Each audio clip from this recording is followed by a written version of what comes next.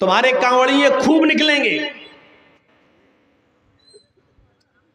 तुम सड़कों पर खूब होली खेलोगे, लेकिन हमारी 15 और 20 मिनट की नमाज आप सड़कों पर नहीं होने दें।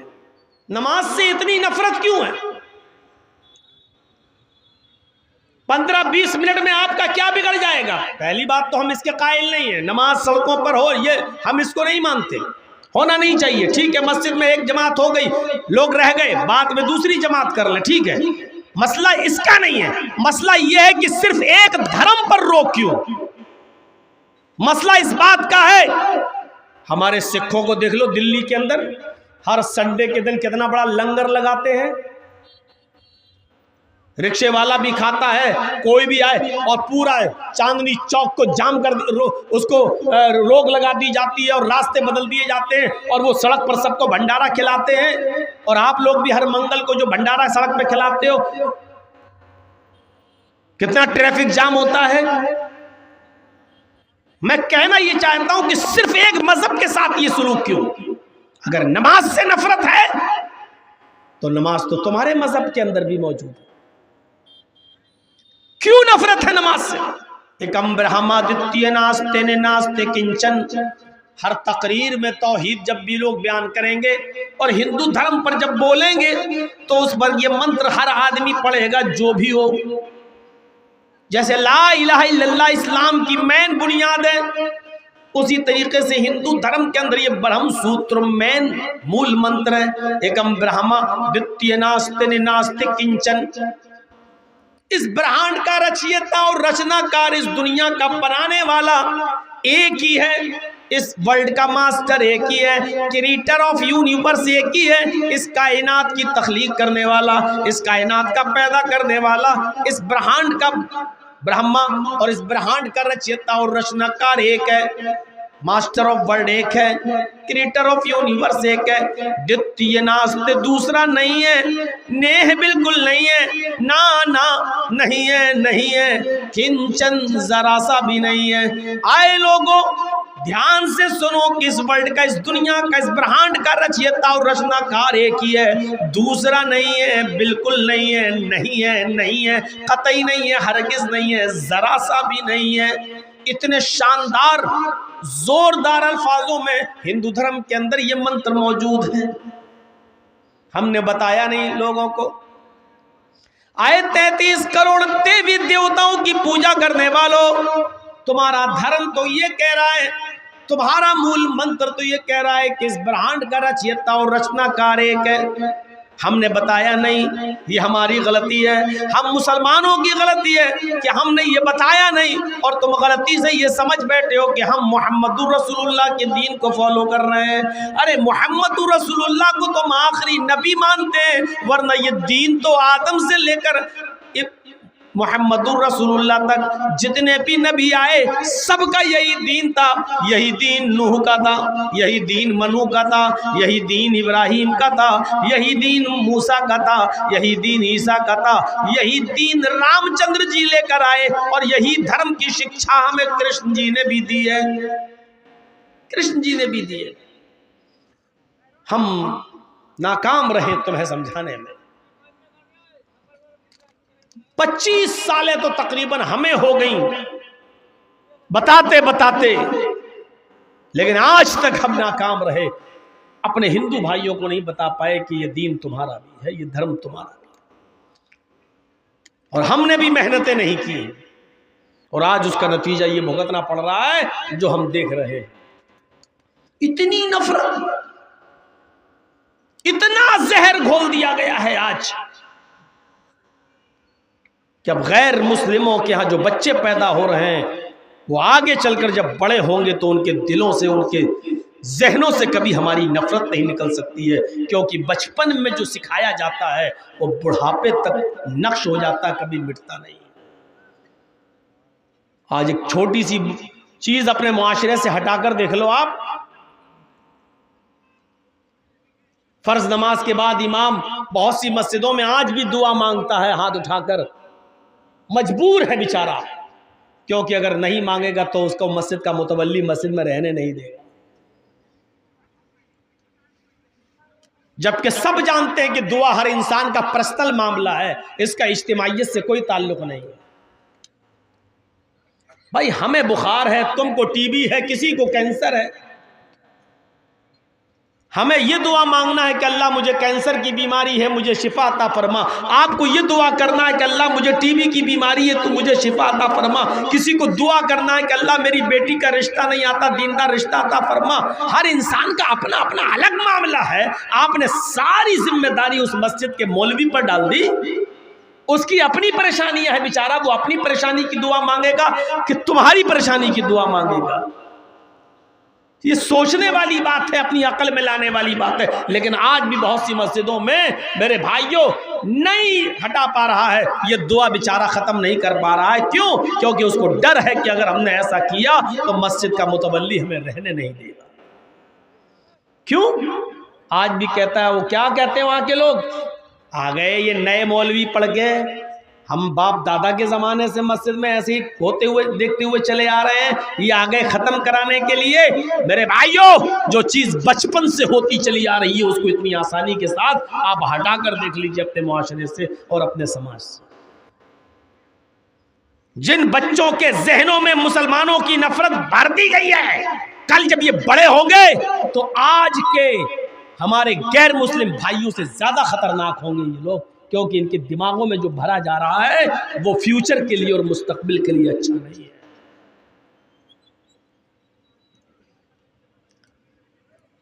बताने की जरूरत है कि इस्लाम क्या है, बताने की जरूरत है कि इस्लाम तुम्हारा भी मजहब है, ये इस्लाम तुम्हारा भी धर्म है।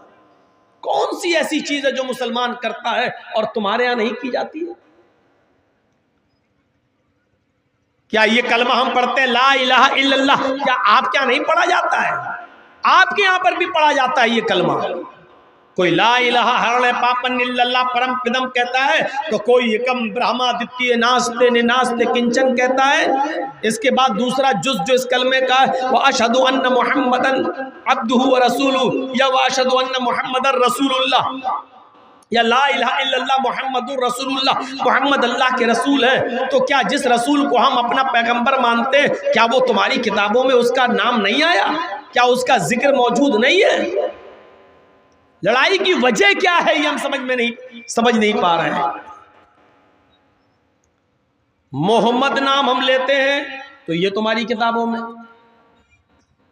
मोहम्मद तुम्हारी किताबों में, अहमद तुम्हारी किताबों में, नराशंस तुम्हारी किताबों में, कल्कि अवतार तुम्हारी किताबों में। फिर नफरत किस बात की? मोहम्मद नाम कहां आया? श्रीमद् भागवत महान पुराण में आया। स्कंद 12 अध्याय 2 मंत्र नंबर 18 बिल्कुल ऐसे ही मोहम्मद आया है। अज्ञान हेतु किरत मोह मदांधिकारम नाशम विधायम हि तदोदयते विवेका। तुम्हारे पंडितों ने तर्जुमा किया है, डॉक्टर एम.ए. श्रीवास्तव हमारे नहीं है, आपके पंडित हैं, संस्कृत में पीएचडी किए हैं, डॉक्टर हैं, बड़े पंडित हैं, और तर्जमा कर रहे हैं कि मोहम्मद आएंगे तो अंधेरा नाश कर देंगे। मोहम्मदांधिकारम नाशम, मोहम्मद के आने के बाद अंधेरा मिट जाएगा, अंधेरे का नाश हो जाएगा, अंधेरा खत्म हो जाएगा। आप हमें नफरत कर रहे हैं हमसे। ये मोहम्मद नाम आया है आपके वेदों में,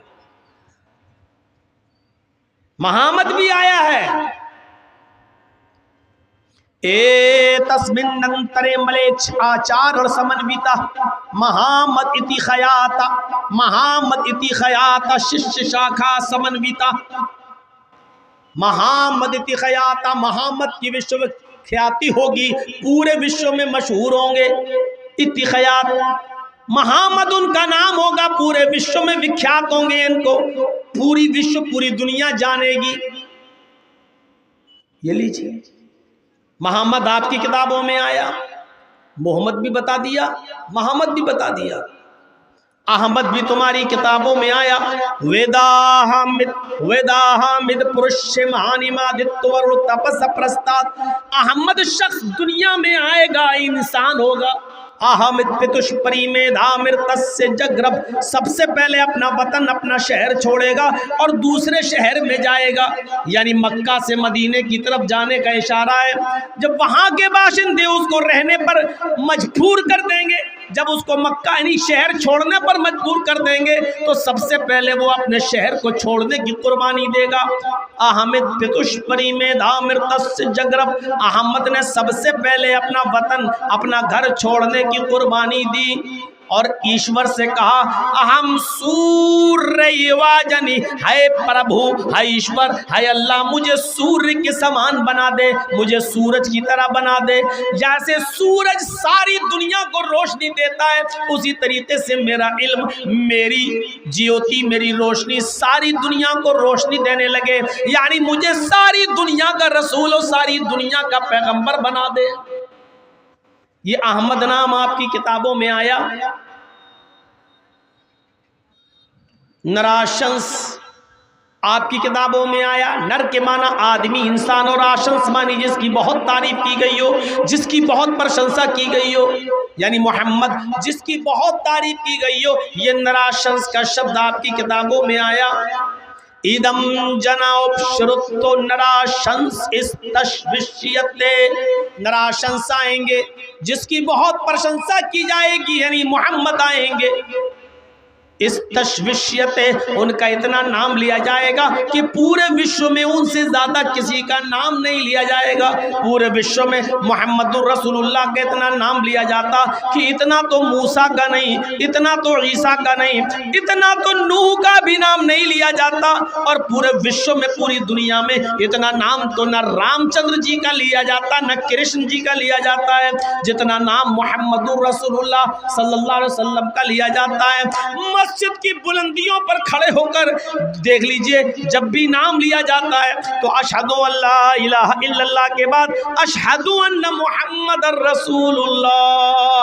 अजान में तो नबी का नाम, वुजू के बाद की दुआ में तो नबी का नाम, अजान के बाद की दुआ में तो नबी का नाम, अत्तहियात में तो नबी का नाम, दरूद में तो नबी का नाम। नबी का इतना नाम लिया जाता है कि इतना नाम किसी और का लिया ही नहीं जाता। पूरे विश्व में उनका इतना नाम लिया जाएगा कि उनसे ज्यादा किसी का नाम नहीं लिया जाएगा। आपकी किताबों में कल्कि का शब्द भी मौजूद है। कल्कि, कल्कि का मतलब कालंक को, स्याही को धोने वाला, पाप ताप को मिटाने वाला। कल्कि का अर्थ होता कलंकित को धोने वाला, काल यानी स्याही को धोने वाला, गुनाहों को मिटाने वाला। अल्लाह के नबी सल्लल्लाहु अलैहि वसल्लम को कल्कि भी आपकी किताबों में कहा गया, मोहम्मद को कल्कि कहा गया है। तथस्तु शंभल गिरा में सोत स्वाजीव जाते मंगलाचार्य बहुला पापिता विभज्जता। कल की अवतार जब इस धरती पर आएंगे, कल की अवतार जब इस धरती पर उतरेंगे, उनका नाम कल्कि होगा, अर्थात स्याही का धोने वाला। मोहम्मदुर रसूलुल्लाह का नाम मोहम्मद था। और आपको शफीउल मुज़नबीन भी कहा जाता है, यानी गुनाहगारों की शिफात करने वाला। आपको माही भी कहा जाता है, आपका नाम माही भी बताया गया हदीस में।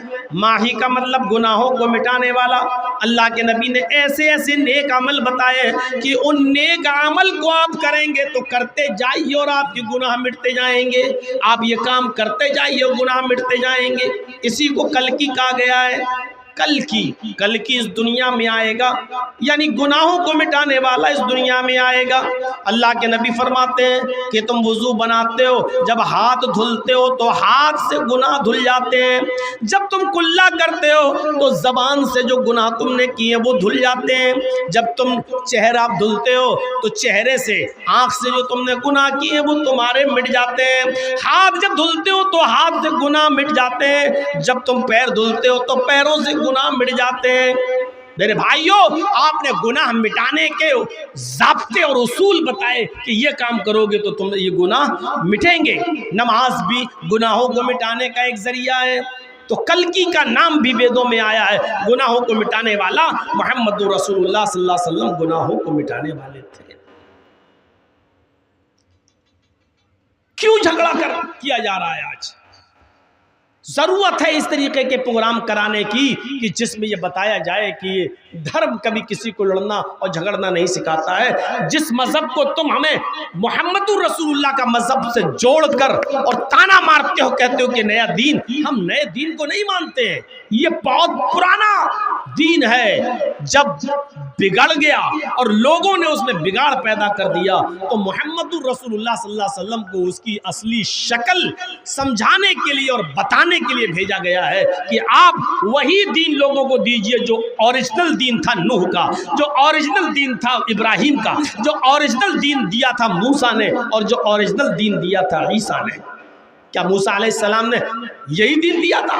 मूसा अलैहिस्सलाम ने यही तो कहा था, गॉड इज ओनली वन, अल्लाह सिर्फ एक है। ईसा अलैहिस्सलाम ने भी तो यही कहा था, there is no God but God is only one without second. कोई खुदा नहीं है, सिर्फ खुदा एक है, दूसरे को शरीक नहीं किया जा सकता है।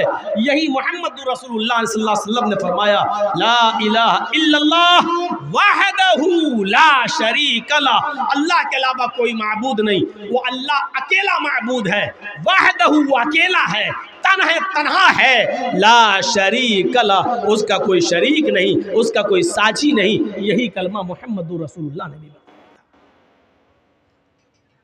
ये तो हो गया ला इलाहा इल्लल्लाह मोहम्मदुर रसूलुल्लाह। ये दोनों से अगर नफरत है तो ये दोनों चीजें तुम्हारी किताबों में मौजूद है।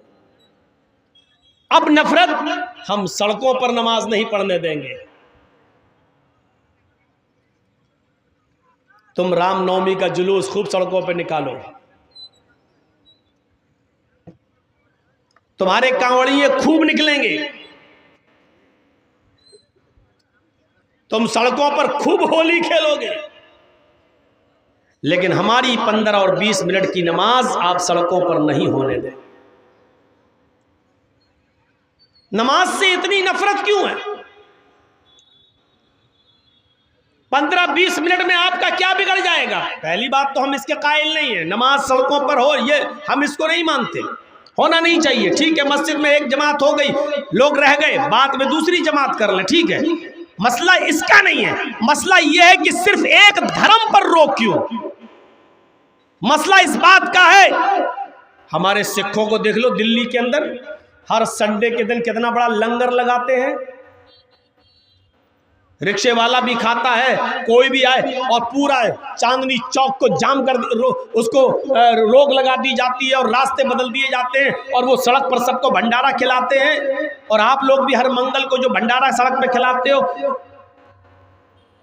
कितना ट्रैफिक जाम होता है। मैं कहना ये चाहता हूं कि सिर्फ एक मजहब के साथ ये सलूक क्यों? अगर नमाज से नफरत है तो नमाज तो तुम्हारे मजहब के अंदर भी मौजूद है।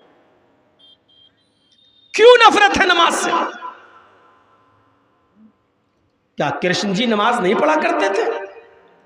और नहीं पढ़ते थे तो फिर श्रीमद् भागवत गीता के 10वें अध्याय का 6ठे अध्याय का ये 10वां मंत्र क्या कहता है?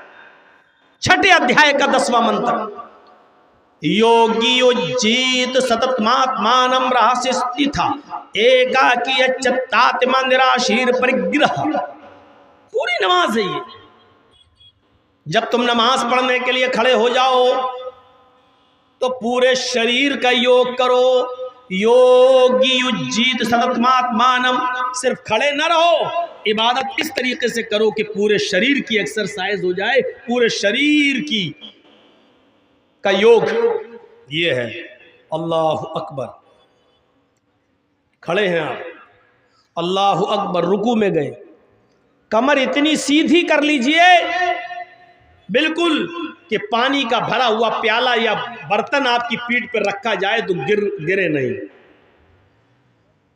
तो आज हमारी नमाजों का तो अल्लाह ही रहम करे, रुकू भी सही से हो नहीं पाता कि उड़ के फौरन सजदे में घुस जाते हैं। जबकि रुकू ऐसा हो कि पीठ बिल्कुल ऐसी हो जाए कि अगर पानी का भरा हुआ बर्तन रखा जाए तो गिरे नहीं।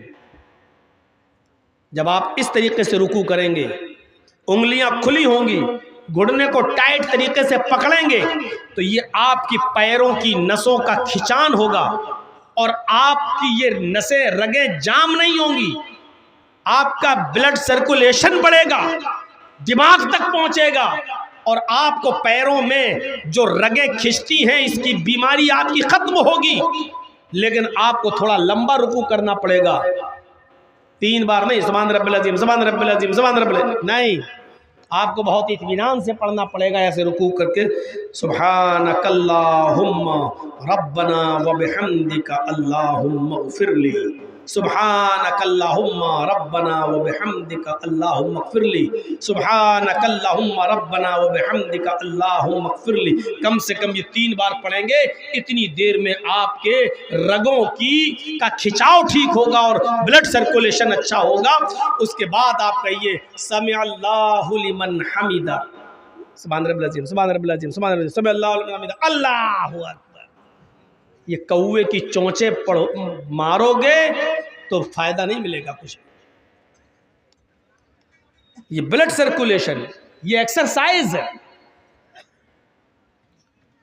उसके बाद उठिए, फिर सजदे में जाइए, दोनों पैर आपके इस तरीके से मुड़े हुए हों, ऐसे मान लीजिए इधर आप मुंह करके नमाज पढ़ रहे हैं, किबला इधर है, तो ये ऐसे पैर आपके मुड़े हुए हों। यहाँ से जब रगें खिंचेंगी और रीढ़ की हड्डी तक पहुँचते हुए दिमाग तक, सजदा रुकू से थोड़ा लंबा कीजिए। अगर आपने 3 मरतबा पढ़ा है सुब्हानकल्लाहुम्मा रब्बना व बिहम्दिका अल्लाहुम्मा इग़फिरली रुकू में, तो 5 मरतबा कम से कम पढ़िए सजदे में।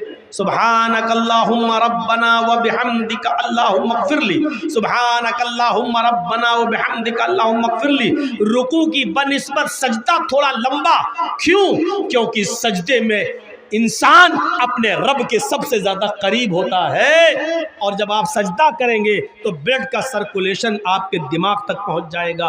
अमेरिका का डॉक्टर मोरिस लिखता है अपनी किताब के अंदर, जो आदमी 5 वक्त की नमाज पढ़ता हो और सजदा लंबा करता हो, ऐसे आदमी को ब्रेन हेमरेज की बीमारी नहीं होती है, क्योंकि ब्लड उसके दिमाग तक पहुंच जाता है। नमाज के ऐसे आप खड़े हैं तो ब्लड आपके दिमाग तक पहुंच तो रहा है, लेकिन उसकी वो पोजीशन नहीं है, वो स्पीड नहीं है। जब आप सजदे में जाते हैं तो ब्लड पूरी स्पीड के साथ आपके दिमाग की एक एक रग और एक एक नस को तरोताज़ा कर देता है, वहां तक पहुंच जाता है ब्लड का सर्कुलेशन। ऐसे आदमी को कभी ब्रेन हेमरेज की बीमारी नहीं होती, दिमाग की नस नहीं फटती। लेकिन सजदा थोड़ा लंबा होना चाहिए, वो सजदा नहीं जो अभी रुकू की तरह बताया, सुभान रब्बिल आला, सुभान रब्बिल आला, सुभान रब्बिल आला, अल्लाहु अकबर, अल्लाहु अकबर। ये कोई नमाजें थोड़ी है। नमाज तो ये थी कि सहाबा किराम फरमाते हैं कि मैं अल्लाह के रसूल के पीछे नमाज पढ़ता था, और अल्लाह के रसूल सल्लल्लाहु अलैहि वसल्लम जब रुकू से सर उठाते थे, समी अल्लाहु लिमन हमिदा कहते थे, तो सजदे में इतनी देर में जाते थे कि मुझे ये लगता था कि अल्लाह के रसूल सजदा करना भूल तो नहीं गए। अब सोचिए कितनी देर खड़े रहते होंगे। समी अल्लाहु लिमन हमिदा, अब खड़े हैं, रब्बना वलकल हम्द हम्दन कसीरन तय्यबन मुबारकन फी, और भी जो दुआएं आप पढ़ना चाहते थे पढ़ते थे, और उसके बाद में सजदे में जाया करते थे। हज़रत सहाबा किराम कहते हैं कि जब अल्लाह के नबी सर रुकू से उठते थे तो ऐसा सजदे में जाने से पहले इतनी देर खड़े रहते थे कि हमें डर लगता था कहीं भूल तो नहीं गए, सजदा करना कहीं भूल तो नहीं गए। और जब सजदे में जाते थे तो इतनी देर में उठते थे कि मुझे डर लगता था कहीं सजदे में इंतकाल तो नहीं हो गया, अल्लाह के रसूल कहीं सजदे में इंतकाल तो नहीं कर गए। यहाँ थोड़ा सा लंबा सजदा हो जाए तो मुक्तदी खांसते हैं कहीं इमाम सो तो नहीं गया। यहाँ थोड़ा सा लंबा सजदा हो जाए तो बुढ़े खांसने लगते हैं पीछे मतलब ये दिखाने के लिए सोचते कहीं इमाम साहब सजदे में सो तो नहीं गए, हम पढ़े रहे सजदे में। हमारी नमाजों का हाल, और फिर कहते हैं अल्लाह मेरी सुन नहीं रहा। कहां से सुनेगा अल्लाह? जो मैं सरब सजदा हुआ जमी पर, जो मैं सरब सजदा हुआ जमी पर, तो आसमां से आने लगी ये निदा, तेरा दिल तो है सनमाशना, तुझे क्या मिलेगा नमाज में। आज हमारी नमाजें ऐसी हैं, 4 मिनट में 4 रकातें पढ़ लेते हैं। अल्लाह अकबर अल्लाह अकबर, समय अल्लाह, अस्सलाम वालेकुम रहमतुल्लाह, सलाम वालेकुम रहमतुल्लाह, हो गई। बहुत बड़ा एहसान कर दिया अल्लाह ताला। अरे कम से कम नमाज तो अच्छी पढ़िए। बंदा जब नमाज में होता तो अल्लाह से हम कलाम होता है, गुफ्तगू करता है। अब नमाज पढ़िए तो कैसे पढ़िए? अल्लाहु अकबर, अल्लाहुम्मा बाइद बैनी व बैन खताया कमा बाअत बैनल मशरिक़ वल मग़रिब, ऐसे दुआ पढ़िए। ये नहीं अल्लाहुम्मा बाइद बैनी व बैन खताया कमा बाअत बैनल मशरिक़ वल मग़रिब अल्लाहुम्मा नक़्क़िनी मिनल खताया कमा युनक़्क़ा थौबुल अबयज़ु मिनद दनस। ये कोई दुआ है? ये आप क्या मांग रहे हैं? ये तो आप किताब की तरह रट रहे हैं। जो आपने याद कर लिया वही आप दुआ मांगी। तो से अल्लाहुम्मा बाइद बैनी व बैन खताया कमा बाअत बैनल मशरिक़ वल मग़रिब, आय अल्लाह तुम मेरे उन गुनाहों को इतना दूर कर दे, बैनी व बैन खताया, अल्लाह तू मेरे गुनाहों के दरमियान इतनी दूरी पैदा फरमा दे, कमा बाअत बैनल मशरिक़ वल मग़रिब, जितनी दूरी तूने मगरिब और मशरिक़ के दरमियान रखी है, जितनी दूरी तूने पूरब और पश्चिम के दरमियान रखी है, इतनी दूरी तू हमारे गुनाहों के दरमियान कर दे। आप ऐसे दुआ मांगिए। अच्छा, दुआ जब मांगते हो तो कैसे कहते हो? अल्लाह मेरे बाप को ठीक कर दे, अल्लाह मेरे बच्चे को ठीक कर दे, अल्लाह मेरी बेटी को अच्छा रिश्ता दे दे, ऐसे दुआ मांगते हो कहीं? जब आप दुआ मांगते हो नमाज के बाद भी या कभी, तो कैसे दुआ मांगते हो? अल्लाह मेरी अम्मा को ठीक कर दे, अल्लाह मेरे अब्बा को ठीक कर दे, अल्लाह मेरे बच्चे को ठीक कर दे, अल्लाह मेरी फूफी को ठीक कर दे, ये दुआ मांगते हो? ऐसी तो कहते हो ना, आय अल्लाह तुम मुझे हिदायत दे, आय अल्लाह तुम मुझे कब्र के अजाब से महफूज फरमा दे, अल्लाह तुम मेरे वालिद साहब की कब्र को नूर से भर दे, अल्लाह तुम मेरे माँ बाप की मग़फ़िरत फरमा। आप ऐसी तो दुआ मांगते हो, तो नमाज में आप एक साथ कैसे पढ़ते हो? इहदिना सिरातल मुस्तक़ीम सिरातल लज़ीना अनअमता अलैहिम, ऐसे पढ़े नमाज में नियत मादी, अल्हम्दुलिल्लाहि रब्बिल आलमीन अर्रहमानिर रहीम मालिकि यौमिद्दीन इय्याका नअबुदु व इय्याका नस्तईन इहदिना सिरातल मुस्तक़ीम। अरे भाई तुम दुआ मांग रहे हो, दुआ मांग रहे हो, ये कोई दुआ है? इहदिना सिरातल मुस्तक़ीम, आय अल्लाह तू हमको सीधे रास्ते पर चला, सिरातल लज़ीना अनअमता अलैहिम, आय अल्लाह मुझे उन लोगों के रास्ते पे चला जिनके ऊपर तूने इनाम नाजिल किया है, गैरिल मग़ज़ूबि अलैहिम वलद्दाल्लीन, अल्लाह मुझे उन लोगों के रास्ते पे मत चला जिनके ऊपर तेरा गैज़ व गज़ब और गुस्सा नाजिल हुआ। ऐसी दुआ मांगी जाती है। अकेले भी पढ़ रहे हो तो ऐसे ही पढ़िए, इहदिना सिरातल मुस्तक़ीम सिरातल लज़ीना अनअमता अलैहिम गैरिल मग़ज़ूबि अलैहिम वलद्दाल्लीन, ऐसे पढ़िए। अकेले भी पढ़ रहे हो तो। और रुकू में जाइए सुभान रब्बियल अज़ीम नहीं, ये तो सबसे छोटी सी दुआ है, और जो जिसको याद ना हो तो ये दुआ पढ़ ले, लेकिन रुकू में भी मांगी अल्लाह से। और रुकू की सबसे अफजल दुआ कौन सी है? रुकू और सजदे दोनों में पढ़ी जाती है दुआ।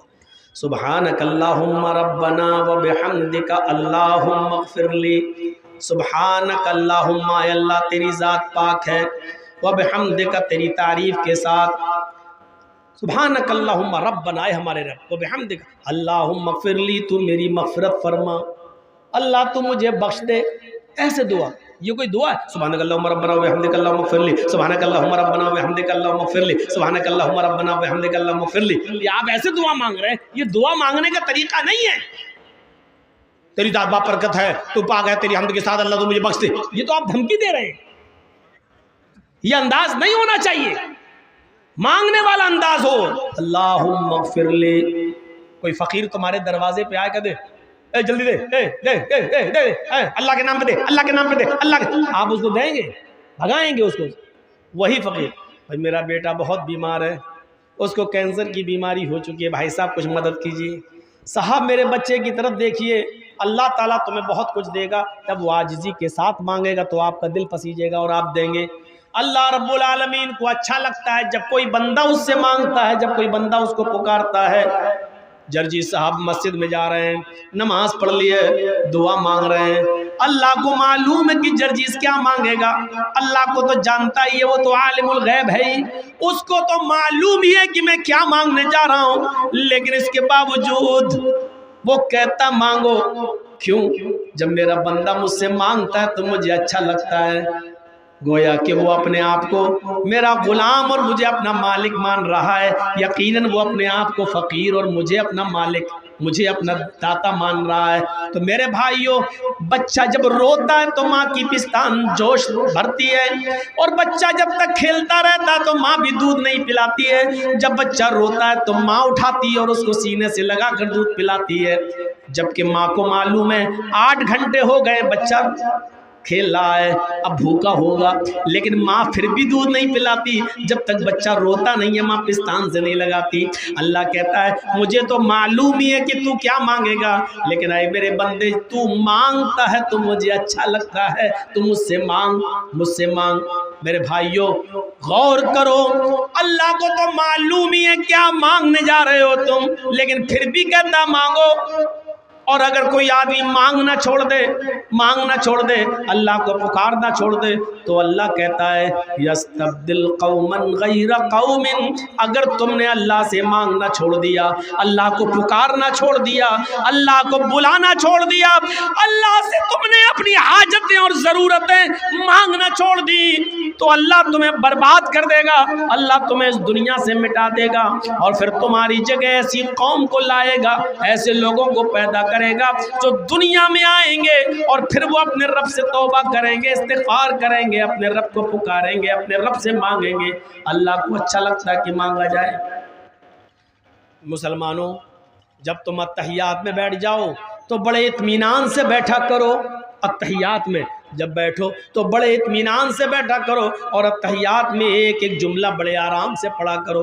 अत्तहियातु लिल्लाहि व सलावातु व तय्यिबात, ऐसे नहीं, अत्तहियातु लिल्लाहि व सलावातु व तय्यिबात, अस्सलामु अलैका अय्युहन नबी व रहमतुल्लाहि व बरकातुहू, अस्सलामु अलैना व अला इबादिल्लाहि सालिहीन, अल्लाहुम्मा सल्लि अला मुहम्मद, अल्लाहुम्मा बारिक अलैहि, ऐसे नहीं। यही तो दुआ है, यही तो अब तुम दुआ मांगोगे। अत्तहियातु लिल्लाहि व सलावातु व तय्यिबात पूरी पढ़ लीजिए। अल्लाहुम्मा सल्लि अला मुहम्मद, अल्लाहुम्मा बारिक अला मुहम्मद, इत्मीनान से पढ़िए। अब दुआ मांग रहे हो तुम अपने ताल्लुक से अल्लाह से। अल्लाहुम्मा इन्नी ज़लमतु नफ्सी ज़ुल्मन कसीरा वला यग़फ़िरुज़्ज़ुनूबा इल्ला अंत फ़ग़फ़िरली मग़फ़िरतम मिन इंदिका वरहमनी इन्नका अंतल गफ़ूरुर रहीम। बड़े इत्मीनान से मांगो। अल्लाहुम्मा इन्नी ज़लमतु नफ्सी, फिर कहो अल्लाहुम्मा इन्नी ज़लमतु नफ्सी ज़ुल्मन कसीरा वला यग़फ़िरुज़्ज़ुनूबा इल्ला अंत वला यग़फ़िरुज़्ज़ुनूबा इल्ला अंत वला यग़फ़िरुज़्ज़ुनूबा इल्ला अंत। रो रो कर मांगो। अल्लाह रब्बुल आलमीन से को तुम पुकार रहे हो, ये दुआ ही तो है। आय अल्लाह, मैंने अपने नफ्स के ऊपर बहुत जुल्म किया है। हमारे यहाँ दुआ का अंदाज लगता ही नहीं है। अल्लाहुम्मा इन्नी ज़लमतु नफ्सी ज़ुल्मन कसीरा वला यग़फ़िरुज़्ज़ुनूबा इल्ला अंत। ये ऐसा लग ही नहीं रहा कि आप अल्लाह से मांग रहे हो यार, अल्लाह से मांग रहे हो। अल्लाहुम्मा इन्नी ज़लमतु नफ्सी ज़ुल्मन कसीरा, अब लग रहा है अल्लाह से मांग रहे हो। आय अल्लाह, मैंने अपनी जान पर, अपने नफ्स पर बहुत ज़्यादा जुल्म किया है।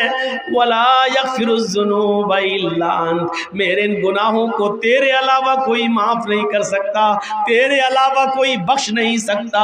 फ़ग़फ़िरली, खींच कर पढ़िए, फ़ग़फ़िरली वरहमनी इन्नका अंतल गफूरुर रहीम। हैं, ऐसे दुआ मांगिए। आय अल्लाह मुझे बख्श दे, आय अल्लाह मेरे ऊपर रहम फरमा। वला यग़फ़िरुज़्ज़ुनूबा इल्ला अंत फ़ग़फ़िरली मग़फ़िरतम मिन इंदिक। आय अल्लाह मुझे अपने पास से बख्श दे, अपने रहमो करम से बख्श दे। आय अल्लाह मेरी इबादतें इस लायक नहीं जो मुझे बख्शवा सकें, मेरी नमाजें और मेरे रोज़े इस लायक नहीं जो मुझे बख्शवा सकें। इन्नका अंतल गफूरुर रहीम, तू बहुत ज़्यादा बख्शने वाला और बहुत ज़्यादा रहम करने वाला है। तू नहीं बख्शेगा तो कौन बख्शेगा, तू नहीं बख्शेगा तो हम कहाँ जाएंगे मग़फ़िरत और रहमत का सवाल करने के लिए। ये दुआ मांगिए और इस तरीके से दुआ मांगिए, और हो सके तो इसके साथ ये दुआ भी पढ़ लिया करिए नमाज में। अल्लाहुम्मा इन्नी अऊज़ु बिका मिन अज़ाबिल क़ब्र व अऊज़ु बिका मिन फ़ितनतिल मसीह दज्जाल व अऊज़ु बिका मिन फ़ितनतिल महया वल ममात। अल्लाहुम्मा इन्नी अऊज़ु बिका मिनल मासमी वल मग़रम। अल्लाह के रसूल हर फ़र्ज़ नमाज के बाद, हर फ़र्ज़ नमाज में इस दुआ को, आपने जब भी नमाज पढ़ी तो इस दुआ को ज़रूर पढ़ा और अज़ाब क़ब्र से पनाह मांगी। अल्लाहुम्मा इन्नी अऊज़ु बिका मिन अज़ाबिल क़ब्र, ऐ अल्लाह मैं तुझसे पनाह चाहता हूँ कब्र के अजाब से, ऐ अल्लाह मैं तेरी पनाह चाहता हूँ कब्र के अजाब से। क्योंकि हर इंसान का मस्कन वही है। हम और आप धीरे धीरे जहाँ गुजर रहे हैं कब्र के करीब होते जा रहे हैं। अब कोई 10 साल अपनी कब्र के करीब है, कोई 5 साल, कोई 1 साल, कोई 2 साल। अगली साल जर्जी साहब की ज़िंदगी रही तो मोहब्बतपुर में प्रोग्राम होगा, लेकिन आप लोगों में से बहुत से लोग इस दुनिया में नहीं होंगे, वो अपनी कब्र में जा चुके होंगे। और अगर जर्जी साहब को अल्लाह ने 5 साल की ज़िंदगी दे दी और 5 साल के बाद मोहब्बतपुर में प्रोग्राम हुआ तो 5 साल के बाद न जाने कितने लोग इस दुनिया में होंगे और कितनी लोग अपने कब्र में पहुंच चुके होंगे। वो कब्र का दर्दनाक मंजर जिससे अल्लाह के नबी हर नमाज में पनाह मांगा करते थे, हर नमाज में पनाह मांगा करते थे। आप लोग सब लोग इस दुआ को याद कर लो। सिर्फ अल्लाहुम्मा इन्नी ज़लमतु नफ्सी, ये तो आपने गुनाह की माफ़ी मांग ली, लेकिन आप अपने लिए कब्र के अजाब से भी पनाह मांगिए और दुआ करते रहिए हर नमाज में सलाम फेरने से पहले, अल्लाहुम्मा इन्नी अऊज़ु बिका मिन अज़ाबिल क़ब्र व अऊज़ु बिका मिन फितनतिल मसीहिद दज्जाल व अऊज़ु बिका मिन फितनतिल महया वल ममात, अल्लाहुम्मा इन्नी अऊज़ु बिका मिनल मासमी वल मगरम। ये दुआ पढ़कर अपने गुनाहों की माफ़ी हमें और आपको सबको मांगना चाहिए और अज़ाब क़ब्र से पनाह मांगना चाहिए, क्योंकि अज़ाब क़ब्र बरहक है। सोचिए, थोड़ी देर के लिए खेत में नजर ले जाइए, अंधेरा ही अंधेरा। अब थोड़ी देर के लिए कब्रिस्तान के बारे में सोचिए। आप नहीं है लेकिन आपके माँ बाप दफन हैं, आपके दादा परदादा दफन हैं, और यह भी हम और आप जानते हैं कि हमें और आपको भी उसी जगह पर जाना। वही 2 गज जमीन के हम मालिक हैं, बस जिस घर में हम और आप रहते हैं इसके मालिक नहीं है। हमारे मरने के बाद ही हमारी औलाद ले लेगी, फिर लड़ेगी झगड़ेगी, लेकिन वो 2 गज जमीन हमसे कोई नहीं ले सकता, वही उसी के हम मालिक हैं। मरने के बाद भी आप उसी जगह पे जाएंगे। सोचिए, जिसके आप मालिक हैं उससे हम बेखबर हैं, जिसके हम मालिक हैं उससे हम दूर हैं। तसव्वुर करें आप, जब कब्रिस्तान जाया करें या आपका गुजर कब्रिस्तान पर हुआ करे तो उन कब्रों की तरफ एक बार जरूर देख लिया करो और अपनी मौत को याद कर लिया करो, और मौका लगे तो उस कब्रिस्तान में पैर रखकर अंदर दाखिल हो जाया करो और कम से कम ये दुआ कर लिया करो, अस्सलामु अलैकुम अहलद दयारी मिनल मुमिनीन वल मुस्लिमीन व इन्ना इंशाअल्लाहु बिकुम ललाहिकून नसअलुल्लाह लना व लकुमुल आफिया। ये कब्रिस्तान में जाकर इतनी दुआ भी कर लिया करो। तुम्हारा इतना दुआ करने से कब्रिस्तान के मुर्दों पर, कब्रिस्तान के मदफून लोगों पर अल्लाह की सलामती और रहमतें नाजिल होती हैं, क्योंकि इस वक्त कब्र के अंदर जो लोग हैं वो तुम्हारी और हमारी दुआओं के बड़े मोहताज हैं, बड़े मोहताज हैं।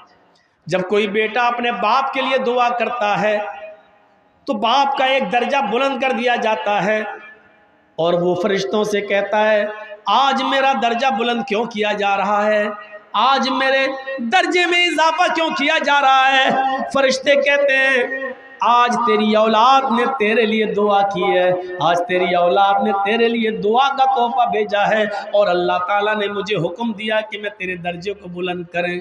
कितने लोग ऐसे हैं जिनको अपने माँ बाप के लिए दुआ करना भी नसीब नहीं होता,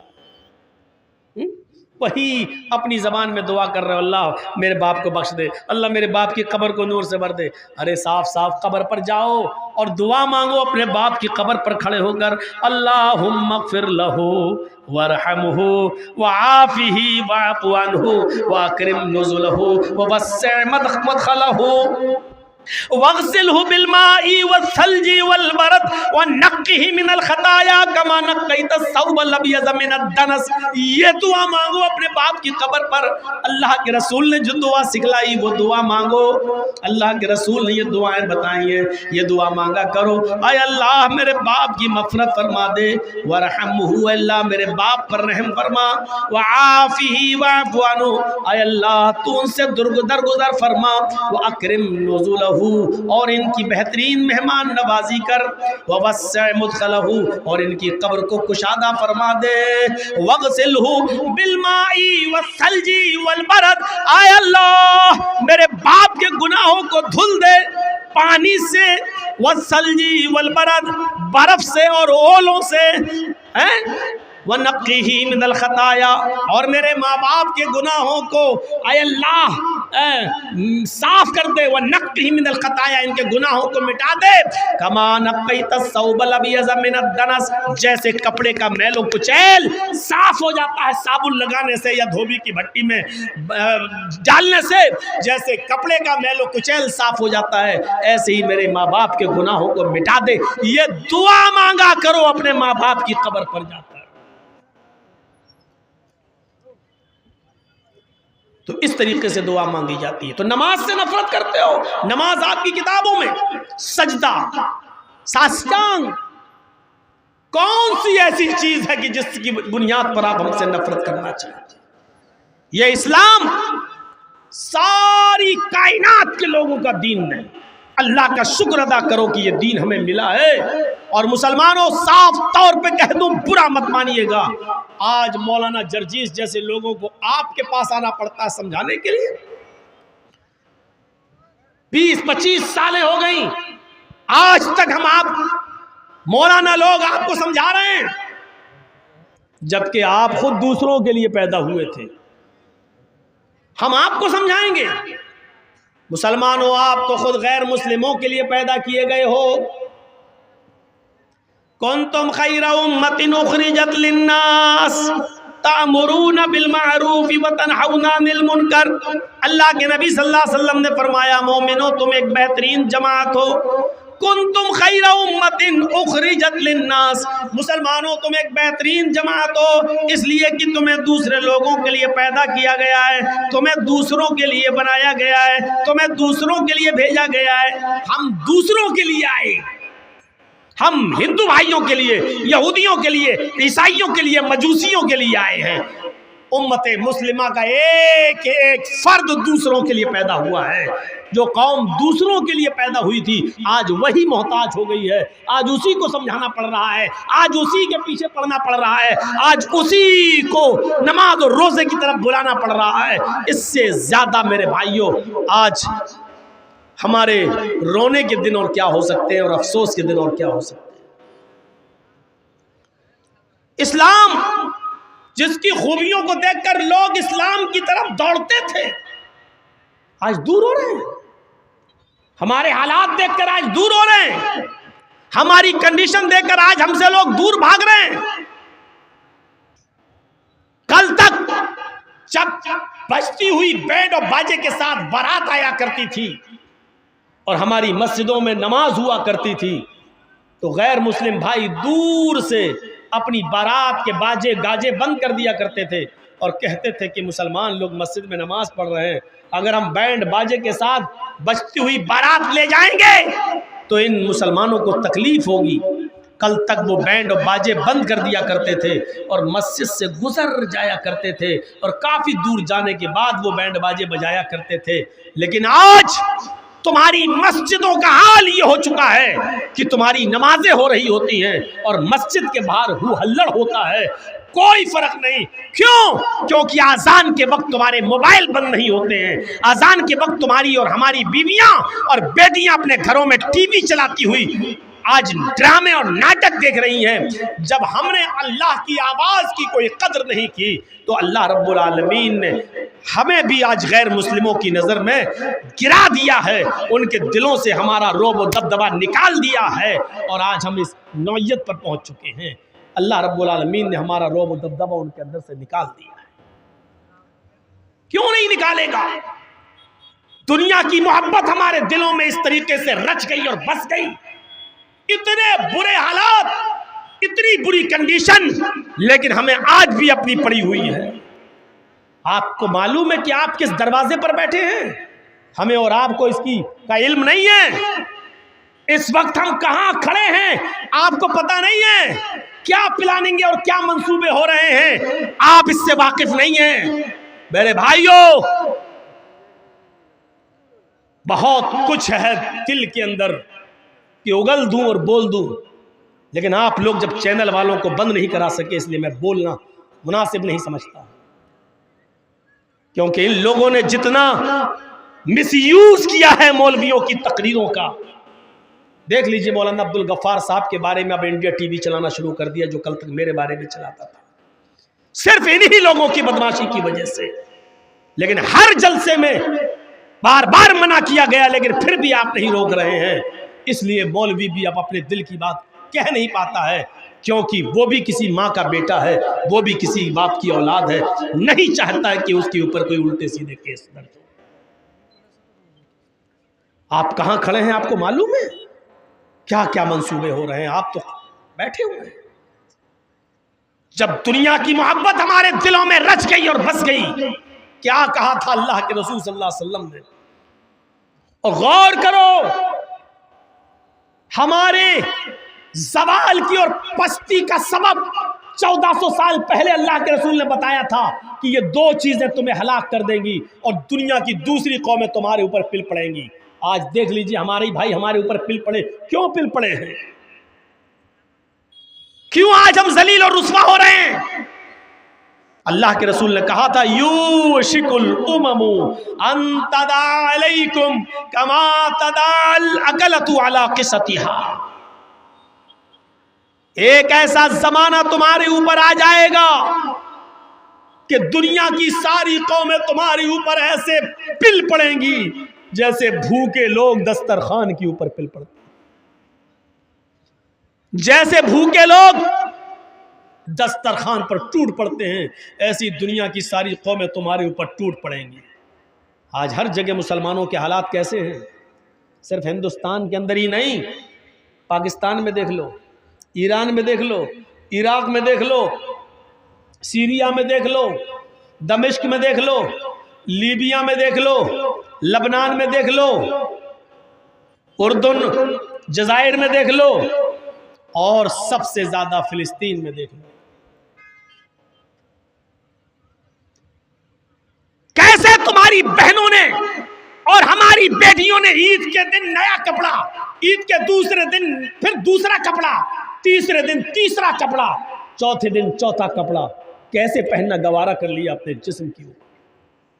और कैसे तुमने अपनी बहन और अपनी बेटियों और अपनी बीवियों को ईद के दिन का कपड़ा अलग, ईद के दूसरे दिन का अलग और तीसरे दिन का अलग, कैसे पहनाना गवारा कर लिया। क्या तुम्हें मिस्र की उस लड़की की चीखें नहीं सुनाई दे रही हैं? क्या तुम्हें फिलिस्तीन की उस बेटी की चीखें नहीं सुनाई दे रही हैं, जिसकी उम्र मात्र 17-18 साल, जिसका घर बुलडोज कर दिया गया है, बमों से उड़ा दिया गया है, जो जंगल में किसी सहरा में खेमे में सो रही है और अपने जिस्म के ऊपर नकाब ओढ़े हुए है, अबाया पहने, नकाब पहने हुए, और किसी मीडिया वाले ने उससे पूछा कि ऐसी हालत में भी तुम जब सोने के लिए जा रही हो तो नकाब ओढ़कर, तो उस अल्लाह की बंदी ने चीख कर कहा, हाँ हम बमों के सायों में, पता नहीं कब कोई बम मेरे ऊपर गिर जाए, मैं चाहती हूं कि जब कोई बम मेरे ऊपर गिरे और मेरी रूह निकले, उस वक्त मैं बेपर्दा न रहूं, उस वक्त मेरे जिस्म पर पूरा का पूरा पर्दा हो। कयामत के दिन अल्लाह पूछे तो मैं ये कह सकूं कि अल्लाह मैंने घरों को बर्बाद होते हुए देखा, लेकिन मरते वक्त मैंने अपना पर्दा और अपनी हया बर्बाद नहीं की। क्या तुम्हें फिलिस्तीन की उन लड़कियों की चीखें नहीं सुनाई दे रही हैं? क्या फिलिस्तीन की उन बहनों की चीखें तुम्हारी माँ और बहनों बेटियों के कानों में नहीं जा रही हैं? कैसे तुमने ईद पे नए कपड़े पहनना गवारा कर लिए, कैसे तुमने अपनी माँ बहन बेटियों को हर दिन का नया सूट पहनाना गवारा कर लिया। और जाकर देखो लखनऊ की हालत, और जाकर देखो हमारे शहरों की हालत, ईद के दिन का कपड़ा अलग, ईद की बासी का अलग, ईद के तीसरे दिन का अलग, नानी के यहाँ जाएंगे तो अलग कपड़ा पहन के जाएंगे, खाला के यहाँ जाएंगे तो अलग सूट पहन कर जाएंगे। मेरे भाइयों, हमारी माँ बहन बेटियों को कौन बताएगा फिलिस्तीन की बहनों का दर्द। देखिए सऊदी अरब में रमजान में एक आदमी उम्रे के लिए जाता है और सवाल करता है इमाम हरम से कि इमाम साहब, हमारे फिलिस्तीन के हालात ऐसे हैं कि इस रमजान के महीने में भी गोलियां चल रही हैं, बरस रही हैं और हमारे पास खाना पानी कुछ नहीं है, लेकिन इसके बावजूद हम रोजा रखते हैं। इमाम हरम ने कहा अल्लाह तुम्हारे रोजों को कबूल फरमाए। उसने कहा मसला ये पूछना है कि हमारे पास खाने को कुछ नहीं होता है। अल्लाह के रसूल ने फरमाया तसहरू फ़इन्न फ़िस्सुहूरी बरका, सहरी किया करो, सहरी करने में बरकत है। हमारे पास तो पानी भी नहीं कि मैं पी सकूं, अगर नीयत से सहरी कर लो तो हमारा रोज़ा हो जाएगा या नहीं। फिर उस आदमी ने सवाल किया इमाम मोहतरम, रोजा रख लिया नियत से, शाम को इफ्तार करने के लिए हमारे पास एक खजूर भी नहीं, एक घूंट पानी भी नहीं, खाना तो दूर की बात, एक घूंट पानी भी नहीं। अगर नियत से हम रोजा खोल लें कि मैंने रोजा खोल लिया, इतना दिल में नियत कर लें तो मेरा रोजा इफ्तार हो जाएगा या नहीं। इतना सुन्नत था कि इमाम हरम ढीके मार मार के रोने लगे, चीख चीख कर रोने लगे और उस फिलिस्तीनी नौजवान को अपने सीने से लगाया। कैसे तुमने 100 200 लोगों को अपने दस्तरखानों पर इफ्तार करा के रंगीन किस्म के खाने रखकर उनकी फोटो लेकर व्हाट्सएप पे डालकर नुमाइश करना कैसे गवारा कर लिया? क्या तुम्हें फिलिस्तीन के नौजवानों का दर्द तुम्हारे सीनों में पैदा नहीं हुआ? कैसे ये गवारा कर लिया तुमने? ऐसे लोग भी। और रोजा तो इन्हीं गरीबों और मिस्कीनों का दर्द पैदा करने के लिए आया था कि भूखे रहोगे तो गरीबों का दर्द समझोगे, भूखे रहोगे तो मिस्कीनों का दर्द समझोगे। हम भूखे रहते हैं लेकिन गरीबों का दर्द हम नहीं समझ पाए, मिस्कीनों का दर्द हम नहीं समझ पाए। कैसे गरीब और मिस्कीन भीख मांगता है मस्जिद के दरवाजे पर? रमजान के महीने में भी हमने ज़कात क्यों नहीं दी? हमने ऐसा उनको इस लायक क्यों नहीं बनाया कि रमजान के महीने में वो दरवाजे दरवाजे भीख न मांगे, हम खुद उनके दरवाजों तक पहुंचाएं और इतना पहुंचाएं कि ईद के दिन तक वो अपने घर पे खाते और पीते रहें और एक दिन भी बाहर ना निकले। हमने ऐसा समाज क्यों नहीं बनाया? कौन जिम्मेदार है इसका? मेरे भाइयों, माफ नहीं किए जाओगे। ये आंसू बेकार नहीं जाएंगे फिलिस्तीन के लोगों के, एक एक कतरे का हिसाब होगा। इतनी बुज़दिल कौम है, वो लड़ रहे हैं और इन हालात में भी रोजा रख रहे हैं। इन हालात में भी उन्होंने रोजा रखा। तुम ईद के कपड़े ढूंढते हो, उनके पास अपने बच्चों को दफन करने के लिए कफन पहनाना भी नसीब नहीं हो रहा। तुम्हारी बेटियों और बहनों और बीवियों को नए कपड़े चाहिए। वो दर्दनाक चेहरा नहीं आ रहा सामने कि एक बाप के पास अपने बेटे को कफनाने के लिए कपड़ा नहीं था, उसने अपनी लुंगी उतारी और घुटने तक, यहां तक का चड्ढा आता है नेकर, वो यहां तक पहने हुए था।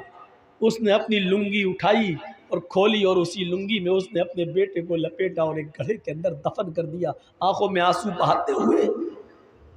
क्या रमजान का महीना इसीलिए आया था कि हम गरीबों की हमदर्दी अपने दिल में पैदा ना कर सकें? मैं जानता हूं कि फिलिस्तीन के लोगों के बारे में बोलना भी हमारे हुक्मरानों की नजर में जुर्म होगा, लेकिन रहे जुर्म, इतना तपकर हम थोड़ी रहेंगे, इतना कंप्रोमाइज थोड़ी किया जाएगा। तुम्हारे बंगाल में 2 आदमी मरते हैं तो उत्तर प्रदेश के चीफ मिनिस्टर के पेट में दर्द होता है। उत्तर प्रदेश के चीफ मिनिस्टर के पेट में दर्द होता है। और हजारों लोगों की जो लिंचिंग कर दी गई, पेड़ पे बांधकर मारा गया, खंजर भोंके गए, डंडे बरसाए गए, हाथ पैर बांधकर उनको लिंच करके मार दिया गया, उसके बारे में एक आवाज नहीं। और ये धर्म का ठेकेदार, मेरे भाइयों, इनको धर्म के ठेकेदार कहोगे, इनको धर्म के पुजारी कहोगे? ये लाशों के सौदागर, इन्होंने धर्म का लिबादा ओढ़ा हुआ है, धर्म का चोला पहना हुआ है। मेरे भाइयों, अंदर से ये गुंडे हैं, गुंडे। वरना धर्म ये कब सिखाता है? धर्म ये कब सिखाता है? और धर्म तो ये सिखाता है, सीखो, मन कतल नफ्सन फकअन्नमा मन कतल नफ्सन बिगैर नफ्सिन औ फसादिन फकअन्नमा कतल अन्नास जमिया। धर्म तो ये सिखाता है कि जिसने किसी एक मनुष्य को कत्ल कर दिया, जिसने किसी एक इंसान को कत्ल कर दिया, एक इंसान कोई भी हो, हिंदू हो या मुसलमान, सिख हो या ईसाई, पारसी हो, मजूसी हो, बुद्धिस्ट हो, जैनी हो, कोई भी हो, अगर किसी ने एक मनुष्य को, एक इंसान को कत्ल कर दिया बगैर उसकी गलती के और बगैर किसी खता के, ऐसे ही उसने मार दिया उस बेचारे को, तो कुरान कहता है फकअन्नमा कतल अन्नास जमिया, वो एक इंसान का कातिल नहीं है, फकअन्नमा कतल अन्नास जमिया, वो सारी दुनिया की इंसानियत का कातिल है, वो सारी दुनिया के इंसान का कातिल है। एक इंसान के कत्ल को सारी दुनिया के इंसानों का कत्ल कहा है। ये एहतराम इंसानियत है इस्लाम के अंदर, ये इस्लाम सिखलाता है, इस्लाम हमें ये दर्स देता है। चाहे वो हिंदू हो या मुसलमान, सिख हो या ईसाई, किसी को बगैर गलती के नहीं मार सकते हो। अगर आपने किसी एक को मार दिया तो एक को नहीं बल्कि पूरी दुनिया की इंसानियत का मर्डर किया है। इंसानियत सीखना हो तो आओ, इंसानियत का एक वाक़या मैं तुम्हें बताऊं कि ऐसी इंसानियत दुनिया की किसी मजहब के अंदर नहीं मिलेगी। नबी अकरम जनाब मोहम्मद रसूलुल्लाह सल्लल्लाहु अलैहि वसल्लम के ज़माने में एक औरत आती है, जंगलों में बकरियां चरा रही थी और वहीं पर किसी बकरियां चराने वाले चरवाहे के साथ उसका मुआशिका हो जाता है, आंखें लड़ती हैं और किसी पहाड़ी के किनारे जाकर जंगल ही में उस चरवाहे में बकरियां चराने वाले और बकरियां चराने वाली इस औरत दोनों में मुआशिका हो जाता है और पहाड़ी के किनारे जाकर इन दोनों से जिना हो जाता है।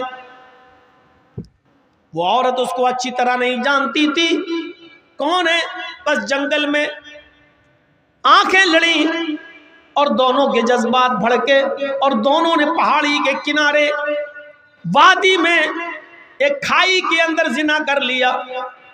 लेकिन जब वो औरत बकरियां चरा कर घर आई तो रात भर सो न सकी, उसको नींद नहीं आ रही है, उसकी करवटें बदल रही है कि अल्लाह ये मैंने क्या कर डाला, अल्लाह ये मुझसे कौन सा जुर्म हो गया।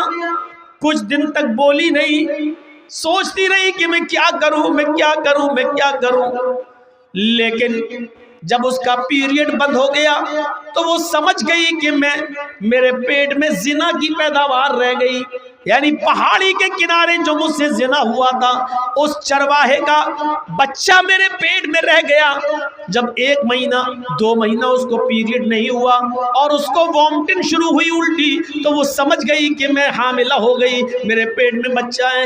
लेकिन अल्लाह का खौफ उस औरत को खाया जा रहा था, अल्लाह का डर उस औरत को खाया जा रहा था। वो औरत शिकायत लेकर अपनी अल्लाह के नबी सल्लल्लाहु अलैहि वसल्लम के पास आ गई और आकर कहने लगी, या रसूल अल्लाह, मुझसे बहुत बड़ी गलती हो गई है। आपने पूछा क्या हुआ? उसने कही कदा सबतुल हद या रसूल अल्लाह, अल्लाह के रसूल मैं हद को पहुंच चुकी हूँ। आपने कहा ऐसा कौन सा जुर्म किया कि तुम्हारे ऊपर हद नाफिज की जाए?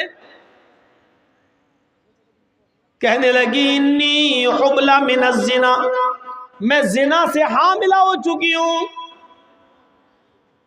आपने सहाबा से कहा जरा इसके मुंह को सूंघो तो कहीं शराब के नशे में तो नहीं बोल रही है। सहाबा ने कहा अल्लाह के रसूल शराब के नशे में नहीं बोल रही है। फिर आपने उससे वजाहत पूछी, क्या रियल में जिना हुआ है, हकीकत में जिना हुआ है? तुम जिना जानती हो किसको कहते हैं? उसने इकरार किया, हाँ। अल्लाह के नबी ने कहा, तुम्हें इसकी सजा मालूम है? कि जी। क्या?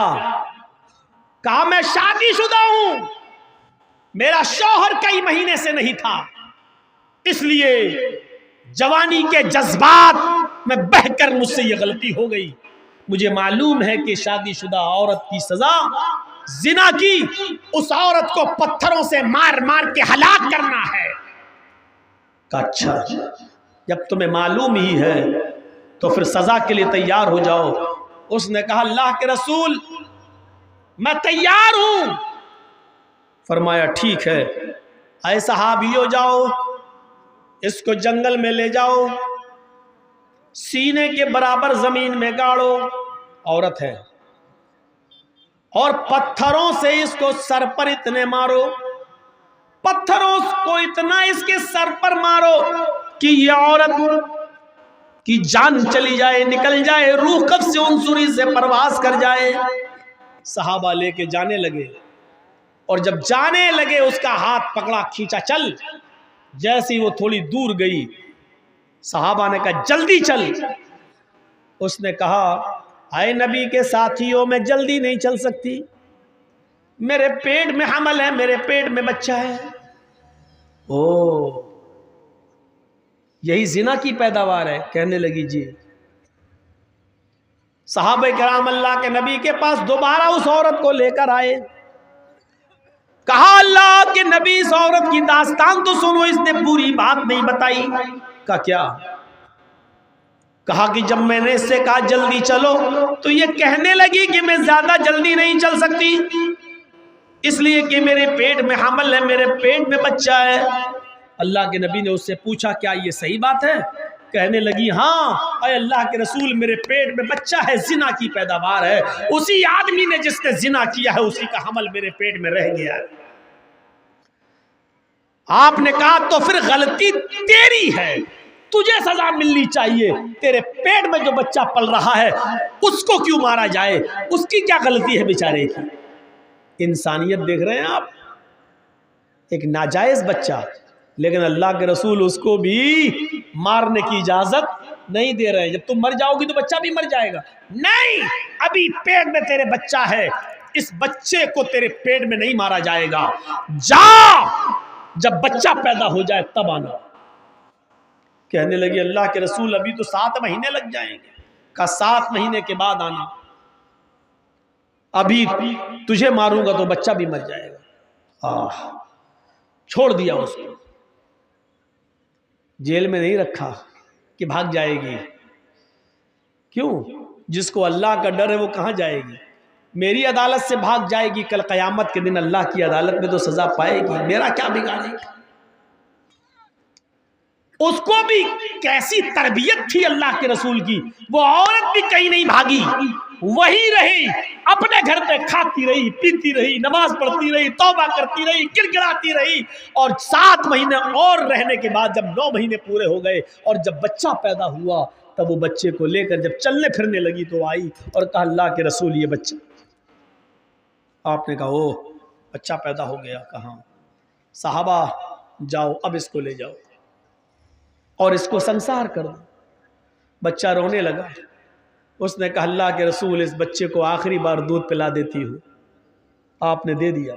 उस औरत ने उस बच्चे को अपनी पिस्तान से लगाया, मुंह फेरा, मुंह घुमाया, जैसे ट्रेनों में और बसों में जो औरतें अपने बच्चों को दूध पिलाती हैं, एक तरफ मुंह घुमा लेती हैं और अपने बच्चों को पिस्तान से लगा लेती हैं। उस औरत ने भी चेहरा घुमाया और दूसरी तरफ मुंह करके अपने बच्चे को पिस्तान से लगाया। बच्चे ने दूध पिया, इतना पिया कि दूध उसके होठों पर, दूध उसके मुंह पर आ गया और हंसने लगा। अल्लाह के रसूल को उसने वो बच्चा दे दिया। नबी अकरम उस बच्चे को अपनी गोद में लेते हैं। नाजायज बच्चा, उस बच्चे का असली बाप का पता नहीं, लेकिन अल्लाह के रसूल ले रहे हैं गोद में। क्यों? क्योंकि इस बच्चे का क्या कसूर है, इसकी क्या गलती है? उस बच्चे को अपनी गोद में लिया, उसके होठों पर मां का लगा हुआ दूध देखा। ये औरत जा रही है सजा भुगतने के लिए। अल्लाह के रसूल आवाज दे रहे हैं, बीबी इधर आओ। उसने चेहरा घुमाया, या रसूल अल्लाह क्या हुआ? फरमाया इस बच्चे की ग़िज़ा अभी तेरी पिस्तान में मौजूद है। मोहम्मद किसी बच्चे का हक नहीं मार सकता, ये बच्चा भी तेरे दूध का मोहताज है। इस बच्चे को पकड़, दूध पिला, और जब तक ये बच्चा रोटी ना खाने लगे तब तक तुझे सजा नहीं दी जाएगी। कहने लगी अल्लाह के रसूल अगर बीच में मर गई तो जहन्नम में जाऊंगी। कहा नहीं, तेरी नीयत तो अच्छी है, अल्लाह नीयत के मुताबिक जजा और सजा देता है। जा, जब दूध रोटी खाने लगे और दूध छोड़ दे तब आना। बच्चे को उसने दूध पिलाया, और जब बच्चा रोटी खाने लगा, रोटी दांतों से तोड़ने लगा, तब वो लेकर आई, अरे अल्लाह के रसूल देखिए बच्चा रोटी खा रहा है। जब आपने देखा कि बच्चा अब रोटी खाने लगा है, तब उस औरत के उस बच्चे को अपनी गोद में ले लिया और एक सहाबी के हवाले कर दिया, इस बच्चे की परवरिश तुम करो, इस बच्चे को तुम पालो।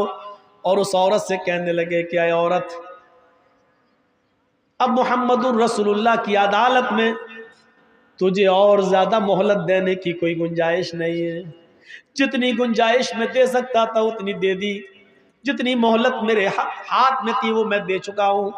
अब शरीयत मोहम्मदी में तेरे लिए कोई मोहलत बाकी नहीं है। अरे मेरे सहाबियों, अब इस औरत को ले जाओ और इसको जाकर संसार कर दो, पत्थरों से मार मार के हलाक कर दो। उस औरत को जंगल में ले जाया गया, उस औरत को सीने के बराबर जमीन में गाड़ा गया और सारे सहाबा ने पत्थर उठा लिए। पहला पत्थर खालिद इब्न वलीद ने उस औरत के सर पे मारा, उसका सर पहले ही पत्थर में फट गया, उसके खून का फव्वारा निकला और खून की छींटें खालिद इब्न वलीद के कपड़ों पे आई। खालिद इब्न वलीद ने देखा कि उसके खून ने मेरे कपड़े ख़राब कर दिए तो उसको गाली दे दी, कम बख्त तेरा सत्यानाश जाए, मलून जानिया बदचलन, तेरे खून ने मेरे कपड़े नापाक कर दिए, तेरे खून ने मेरे कपड़े गंदे कर दिए। ये अल्फाज सहाबा ने सुन लिए और अल्लाह के रसूल को बताए। औरत तो इस दुनिया से चली गई, औरत तो इस दुनिया से रुखसत हो गई, पत्थर खा खा कर उसने तो अपनी जान दे दी। लेकिन अल्लाह के रसूल सल्लल्लाहु अलैहि वसल्लम को इतना बुरा लगा कि खालिद इब्न वलीद ने ये जुमले क्यों बोले।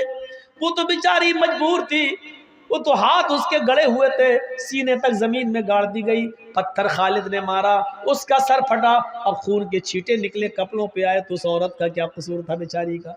वो तो जमीन में गड़ी हुई थी, उसका क्या कसूर था? खालिद इब्न वलीद से बात करना बंद कर दिया। खालिद इब्न वलीद ने तीसरे दिन कहा, फिदा का भी वो या रसूलल्लाह, अल्लाह के रसूल आप मुझसे बात नहीं करेंगे और मैं मर गया तो जहन्नम में जाऊंगा, मेरे माँ बाप आप पर कुर्बान, आप हमारी गलती तो बताइए, अब हमसे नाराज क्यों हैं? अल्लाह के नबी ने फरमाया, खालिद तुमने उस औरत को जो गाली दी उससे मोहम्मद को बहुत तकलीफ हुई है। कहा अल्लाह के नबी, मैंने जब पत्थर मारा तो उसके खून का छींटा निकला, उसने मेरे कपड़े खराब कर दिए, वो बदचलन औरत थी। आपने कहा खालिद वो बदचलन नहीं थी, अरे खालिद वो औरत जानिया नहीं थी, उसका शौहर कई महीनों से नहीं था घर पे, इसलिए जंगल में वो बकरियां चराने गई और जज्बात में आकर उससे एक बार गलती हो गई। एक बार गलती को आदत नहीं कहा जाएगा, एक बार हो जाने वाले जिना को पर बदचलनी का इल्जाम नहीं लगाया जाएगा। वो बदचलन नहीं थी, जज्बात को कंट्रोल नहीं कर सकी और जिना कर बैठी। लेकिन अरे खालिद, उस औरत ने ऐसी तौबा की है, ऐसी तौबा की है, ऐसी तौबा की है, यानी अपने आप को पत्थरों से मरवा कर, पत्थर खा खा कर मर गई और जान दे दी। उसने ऐसी सच्ची तौबा की है। अरे खालिद, अगर उस एक औरत की तौबा को इस मदीने के 70 गुनाहगारों पर डाल दिया जाए, 70 जहन्नमियों पर भी डाल दिया जाए, तो एक औरत की तौबा से उन 70 के 70 जहन्नमियों की बख्शिश हो जाए। उस एक औरत की तौबा से 70 के 70 जहन्नमी भी जन्नत में चले जाएं। इतनी सच्ची तौबा की है उस औरत। तुम उसको बदचलन कहते हो? ये पूरा वाकया बताने का मकसद ये है कि ये है इस्लाम, जिसने एक मासूम और एक नाजायज और एक ऐसे बच्चे को भी मरने नहीं दिया जो बच्चा अपनी माँ के पेट में पल रहा था और जिसके बाप का पता नहीं। इस्लाम इसका नाम है जो किसी एक मासूम बच्चे की भी जान, चाहे वो नाजायज ही क्यों ना हो, अगर कोई औरत आज भी अगर जिना से हामिला हो गई हो, प्रेग्नेंट हो गई हो, तो आज भी इस्लाम उस औरत को सजा नहीं दे सकता। अगर इस्लामी हुकूमत आ जाए तो आज भी आप उसको सजा नहीं दे सकते जब तक कि वो बच्चा अपने माँ के पेट से पैदा ना हो जाए। इस्लाम इंसानियत का इतना एहतराम करता है कि एक मासूम और बेगुनाह बच्चे की जान लेने को भी जायज करार नहीं देता।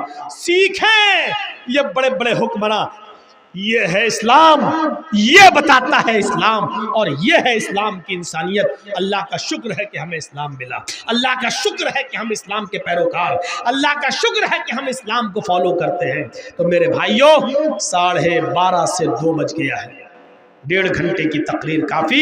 इस्लाम का पैगाम लेकर यहां से उठिए और मैसेज दीजिए और गैरों तक ये पैगाम पहुंचाइए कि इस्लाम तुम्हारा भी दीन है, ये इस्लाम कृष्ण जी और रामचंद्र जी का भी दीन है, ये इस्लाम आदम से लेकर मोहम्मद रसूलुल्लाह तक सारे नबियों का पैगाम और दीन एक ही था।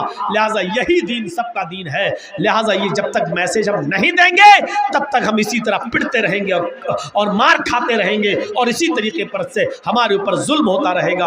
हम अल्लाह से दुआ करते हैं कि लाल आलमीन हमारी खताओं को माफ़ फरमा दे और गुनाहों को बख्श दे और हमें इस्लाम पर मुकम्मल तौर पर चलने वाला बना दे। आय अल्लाह, जब तक तू हमें जिंदा रख, इस्लाम पे जिंदा रखना, और जब हमारा खात्मा हो तो ईमान पर हमारा खात्मा फरमाना।